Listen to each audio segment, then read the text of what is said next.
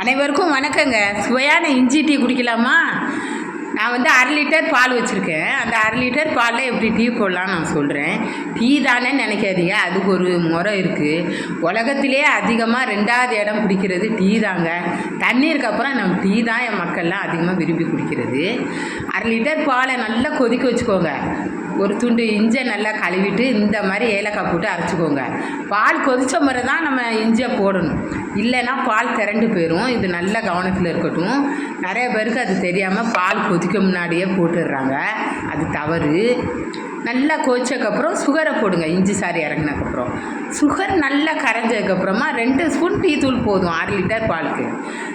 Tea தூள் சாறு வந்து ரொம்ப இறங்கக்கூடாது. இந்த கலர் வந்து கருப்பாக மாறிச்சுன்னா டீ பார்க்க அழகாக இருக்காது, அது இல்லாமல் குடிக்கையும் நல்லா இருக்காது. இந்த கலர் வந்தோடனே வடிகட்டிக்கோங்க. வடிகட்டி கிளாஸில் ஊற்றிக்கலாம். இது மாதிரி இருந்தால் 4 கிளாஸ் குடிக்கலாங்க. நன்றி.